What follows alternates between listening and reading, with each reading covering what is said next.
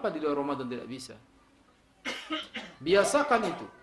Apa yang bisa kita laksanakan di Ramadan berupa salat berjamaah di masjid, jadikan itu sebagai pelajaran agar kita bisa melanjutkan dan melestarikan di hari-hari setelah datangnya Lebaran.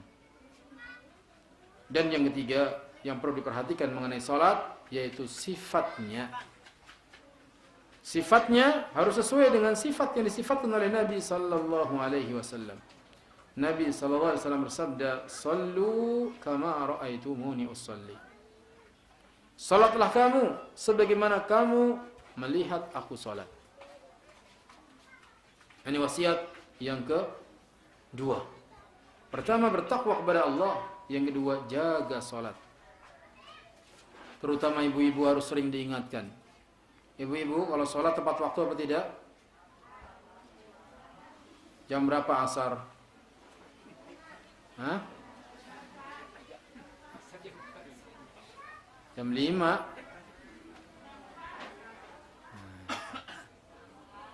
Begitu dikumandangkan azan di masjid, ibu harusnya udah wudu. Ibu udah siap. Kemudian salat asar. Bapaknya pulang dari masjid, ibunya di rumah sudah selesai salat. Jangan bapaknya udah pulang dari masjid, ibunya baru nyari-nyari mau kena misalnya. Ini terlambat. Salat telah tepat pada waktunya. Sebab Allah Subhanahu wa taala mengingatkan, "Awwalu ma yuhasabu bihil 'abdu yaumal qiyamati shalah." Amal yang pertama kali akan dihisab nanti di hari kiamat adalah salat. Fa in salahat salaha sairu 'amaluhu wa in fasadat fasada sairu 'amaluhu. Apabila bagus salatnya maka bagus juga seluruh amalnya. Apabila buruk amalnya, buruk salatnya maka buruk juga seluruh amalnya. Maka jaga, perhatikan salat yang 5 waktu. Dan anak-anak kita harus dididik salat ketika umur berapa? 7 tahun. Muru awladakum bis shalah idza balagha 7 sinin. Suruh anakmu salat ketika berumur 7 tahun. Wadribu 'alaiha idza balagha 10 sinin. Dan pukul jika anakmu berani meninggalkan salat ketika sudah berumur 10 tahun. 10 tahun berani tinggalkan salat, bapaknya disuruh pukul. Lihat, tapi aneh orang tua kita yang ditanyakan kepada anaknya satu. Apa tanyanya? Udah makan belum? Udah makan belum? Itu yang ditanya oleh bapak sama anaknya. Bukan menanyakan sudah sholat belum? Harusnya anaknya pulang sekolah, pulang main, yang ditanyakan oleh ibunya, ditanyakan oleh bapaknya, sudah sholat apa? Belum. Itu tanyakan. Begitu juga suami ketika pulang ketemu istrinya, udah sholat belum? Suami yang baik begitu, tanya sama istrinya, sudah sholat apa? Belum. Demikian juga kalau pulang dari bepergian safar seminggu atau 2 minggu keluar kota, pas mau pulang tanya sama istrinya, "Ma, sholat nggak, Ma?" Gitu. Kalau bilang lagi nggak sholat, ya udah nggak jadi pulang. Paham? Nggak paham kayaknya. Walhasil, sholat harus ditanyakan oleh seorang suami kepada anak-anaknya, kepada keluarganya, menunjukkan pentingnya sholat. Jangan diabaikan, jangan disia-siakan. Orang yang meninggalkan sholat karena sibuk dengan kepemimpinannya, dia akan dikumpulkan bersama Fir'aun. Orang yang meninggalkan sholat sibuk dengan dagangannya, dikumpulkan bersama Ubay bin Khalaf. Orang yang meninggalkan sholat sibuk dengan pekerjaannya, dia akan dikumpulkan bersama Haman, perdana menterinya Fir'aun. Orang yang sibuk dengan hartanya meninggalkan sholat akan dikumpulkan bersama Qarun. Maka perhatikan, Allah Ta'ala wasiatkan kepada kita untuk jaga sholat. Rasulnya juga wasiatkan kepada kita untuk menjaga sholat. Dan pilih menantu yang rajin sholat. Perhatikan kalau kita mau cari calon menantu, sholat nggak dia? Berjamaah nggak dia sholatnya? Nah itu dia. Syukur-syukur yang dipilih ustaz. Pilih yang rajin sholat. Kemudian Wasiat yang ketiga adalah wasiat untuk silaturahmi dan berbakti kepada kedua orang tua. Perhatikan ini, bulan Ramadan, bulan Al-Quran, bulan Ramadan, bulan saum, bulan Ramadan, bulan bersedekah, bulan Ramadan, bulan pendidikan, bulan Ramadan, bulan yang penuh berkah. Maka di bulan Ramadan juga disukai kita untuk mempererat hubungan silaturahim satu dengan yang lain. Hendaknya menyambung. Silah artinya menyambung, ar-rahim artinya hubungan kekerabatan. Jangan kita putuskan hubungan silaturahim itu, karena akan menjadi rugi dengan kerugian yang besar orang yang meninggalkan silaturahim. Dosanya sangat besar. Allah Subhanahu wa taala berfirman mengenai kewajiban bersilaturahim ini. Di antaranya, wattaqullaha alladzi tasaaluna bihi wal arham, dalam surat An-Nisa ayat yang pertama. Dan bertakwalah kalian kepada Allah yang dengan namanya kalian saling minta satu dengan yang lain, dan perhatikanlah silaturahmi. Bukanlah yang namanya silaturahmi itu membalas kebaikan keluarga yang baik sama kita. Tetapi yang namanya menyambung silaturahim adalah menyambung orang yang berbuat buruk sama kita. Saudara kita, kerabat kita memutuskan hubungan, kita datang, kita menyambungnya. Itu yang namanya menyambung. Adik kita, kakak kita benci sama kita, kita datengin. Itu yang namanya menyambung. Berat apa ringan? Berat. Kalau dia baik, kita baik, itu sih biasa. Dia jahat, kita baik. Itu yang luar biasa. Karena orang yang silaturahim butuh pengorbanan. Butuh pengorbanan. Yang pertama, dia perlu korban waktu. Silaturahim butuh korban waktu. Mungkin seharian. Dia rumahnya di Cibinong, saudaranya rumahnya di Tanjung Priok misalnya. Nggak bisa sebentar. Macet lagi. Seharian butuh waktu. Korban waktu kita. Yang kedua, korban harta. Berangkat ke sana pakai ongkos. Berangkat ke sana juga harus bawa oleh-oleh. Masa iya datang orang doang? Korban apa? Harta. Yang ketiga, korban tenaga. Dan yang keempat, yang paling berat. Korban apa yang paling berat? Korban perasaan. Yang paling berat korban perasaan. Apa maksudnya korban perasaan? Dia yang salah, kok saya yang harus datang minta maaf. Sorry aja. Ini mengorbankan perasaan seperti ini. Atau dia merasa orang dia yang muda, kok saya yang tua. Masa iya, ngapain yang tua datang-datang sama yang muda? Perasaan seperti ini yang harus dikorbankan. Umumnya orang mengharapkan yang muda dong yang datang. Orang tuaan saya enak aja. Perasaan-perasaan yang seperti ini yang perlu dikorbankan, dan itu tidak mudah. Dan itu tidak mudah. Silaturahim. Apalagi kalau saudaranya miskin, dianya kaya, lebih berat lagi.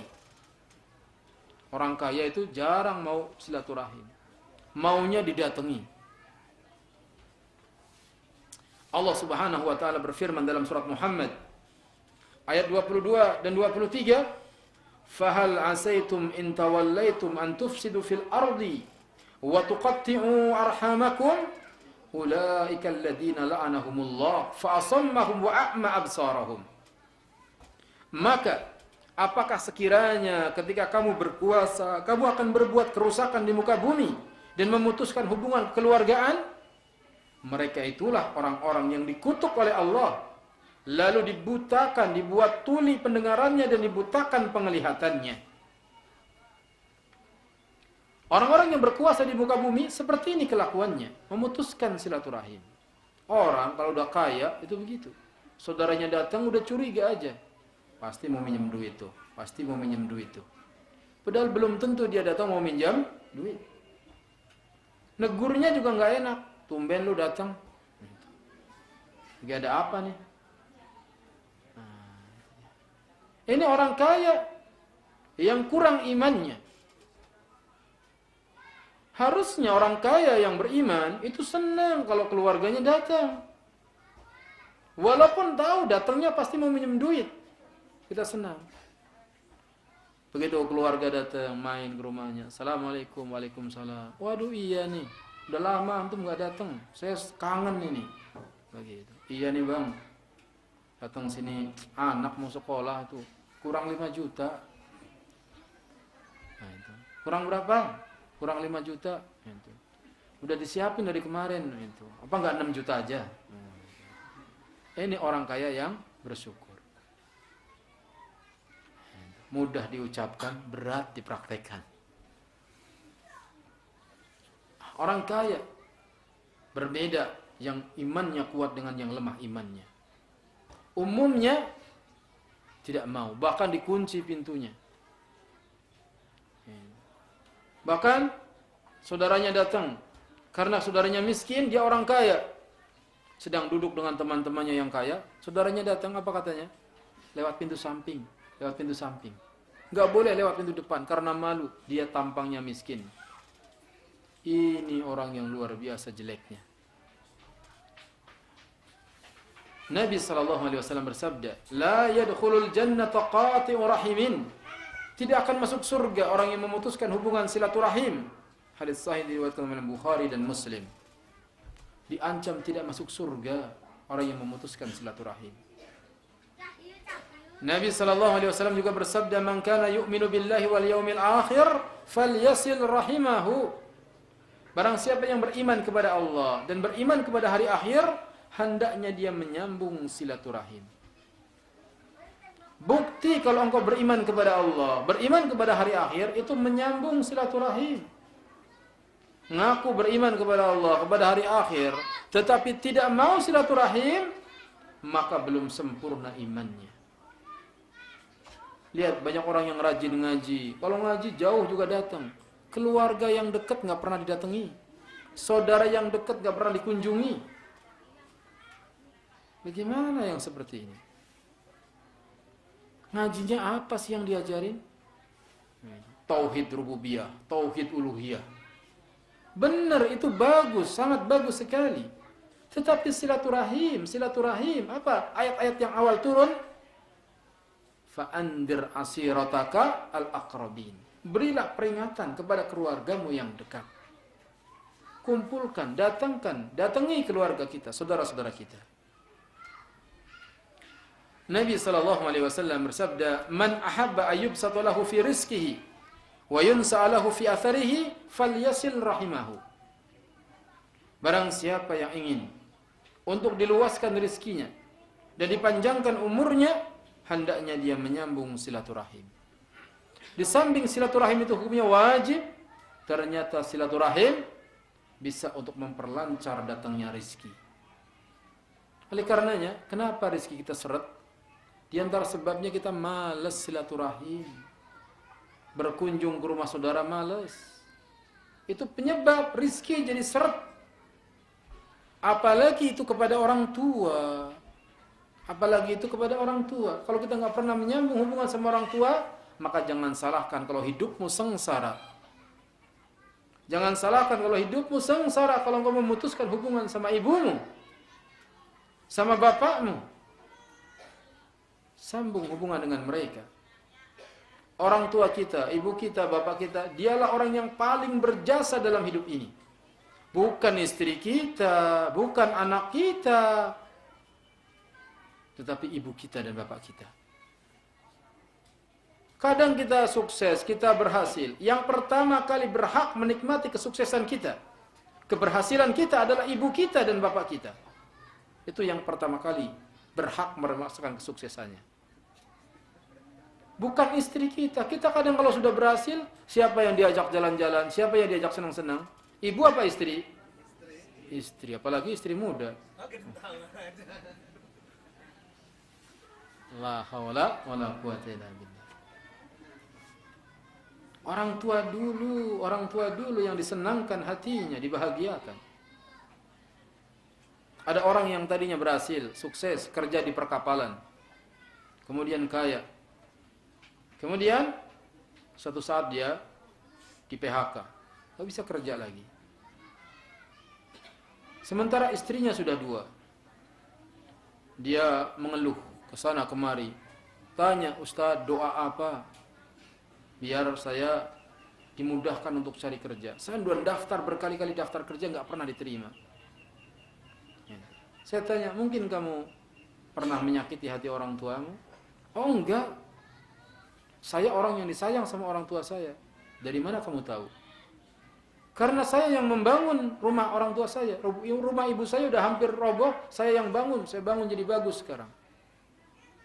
Bukan itu yang saya maksud. Pernahkah engkau bertanya sama ibumu bahwasanya ibumu mencintaimu dan engkau tidak punya salah kepadanya?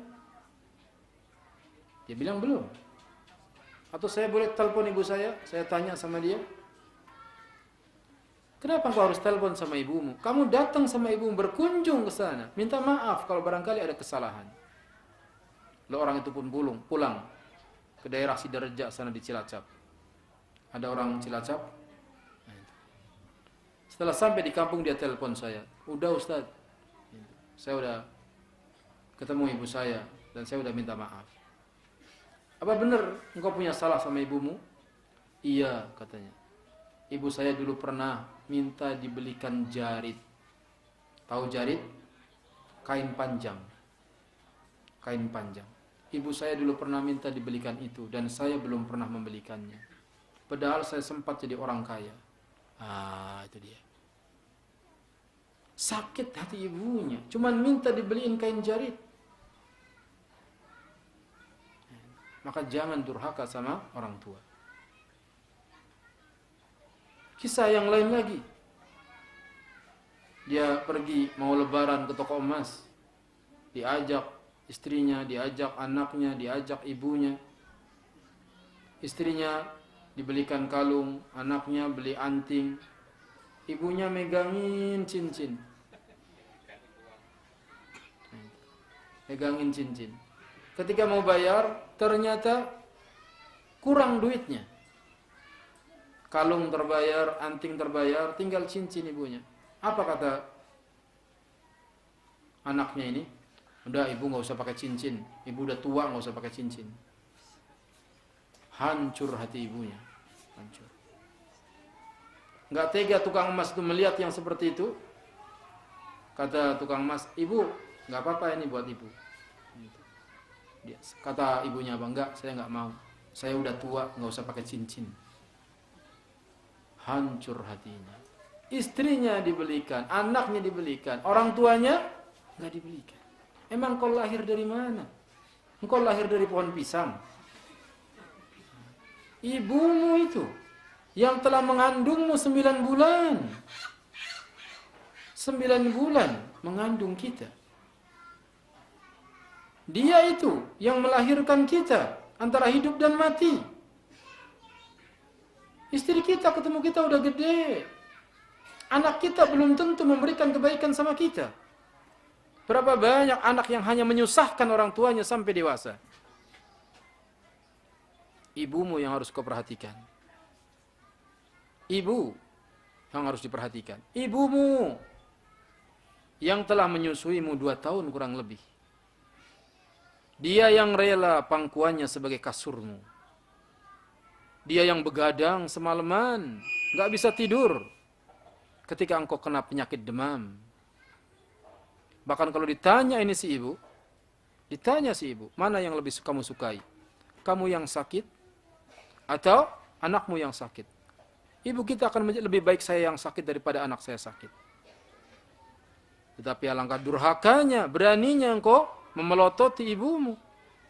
Beraninya kau tolak pinggang di hadapan ibumu. Beraninya engkau membentak orang tuamu. Sungguh durhaka anak yang seperti itu. Tidak berbakti sama orang tuanya. Seorang anak pernah menggendong ibunya. Menggendong ibunya sambil tawaf. Sambil tawaf di Baitullah. Sambil menggendong ibunya ketemu Abdullah bin Umar. Kemudian dia bertanya, "Ya Ibn Umar, apakah dengan aku menggendong ibuku ini untuk tawaf, berarti aku telah membalas kebaikan ibuku?" Apa kata Abdullah bin Umar? "Engkau telah berbuat baik kepada ibumu, tetapi engkau belum bisa membalas kebaikan ibumu walaupun sekali teriakannya ketika melahirkanmu." Jadi sudah menggendong ibunya tawaf, digendong, belum bisa membalas kebaikan ibu walaupun sekali teriakannya ketika melahirkan kita. Maka jangan bangga kalau kita sudah menghajikan orang tua, berarti wah saya sudah membalas kebaikan sama orang tua. Jangan, belum.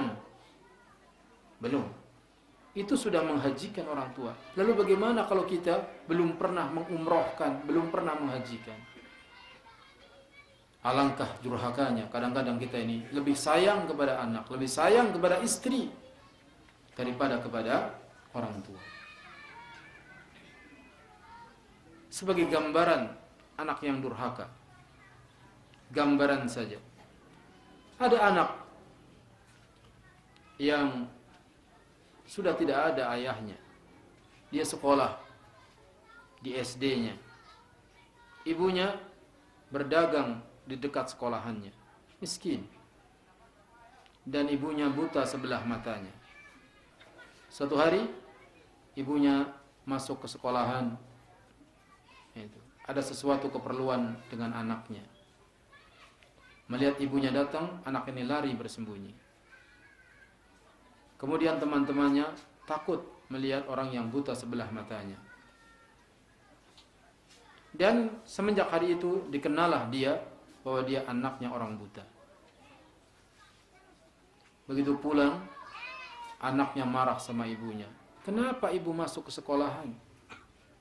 Sehingga saya harus dicela oleh teman-teman saya."